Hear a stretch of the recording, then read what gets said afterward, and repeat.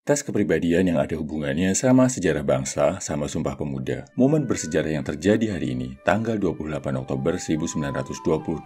Tes ini bakal kasih tahu kelebihan lo dalam networking, dalam membangun relasi yang kita tahu penting banget buat cowok kalau mau level up dan sukses. Sekalian mengingat sejarah bangsa, sekalian cari tahu kekuatan diri lo.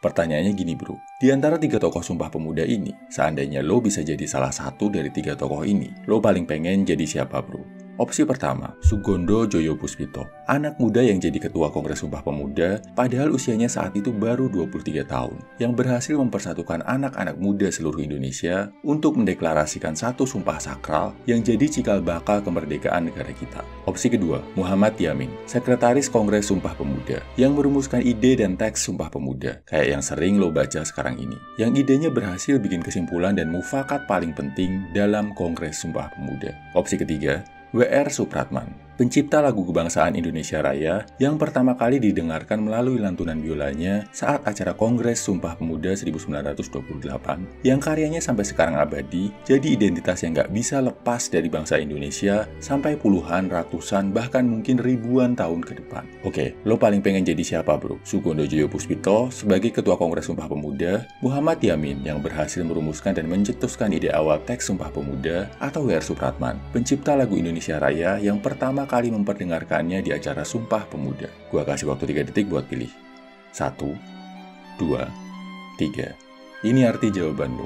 Kalau lo memilih Sugondo Joyopuspito, Ketua Sumpah Pemuda, artinya kemampuan networking dan bangun relasi terbaik lo ada dalam direct communication.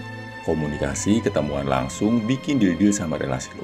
Ini karena lo punya kelebihan dalam komunikasi tatap muka, punya kemampuan bicara yang bisa meyakinkan orang lain, dan punya karisma yang bikin orang lain hormat, cepat berpikir, dan bisa spontan menyajikan ide-ide brilian. Lo cocok ikut seminar, konferensi, workshop, dan bangun relasi sama sesama peserta di sana. Kalau lo memilih Muhammad Yamin yang merumuskan naskah Sumpah Pemuda, ini artinya kemampuan networking terbaik lo ada dalam hal surat menyurat, tulis-menulis secara tidak langsung. Bisa lewat email, pesan, atau media sosial. Ini karena lo bisa meyakinkan orang lain lewat ide-ide yang lo pikirin masak-masak dulu, baru disajikan ke orang lain. Lebih nyaman networking dalam bentuk presentasi daripada lewat obrolan terbuka. Kalau lo memilih W.R. Supratman, pencipta lagu Indonesia Raya, ini artinya lo paling efektif menjalin relasi, bangun network, melalui portofolio, melalui karya-karya lo. Lo nggak perlu dan nggak suka ngomong atau bikin presentasi panjang lebar.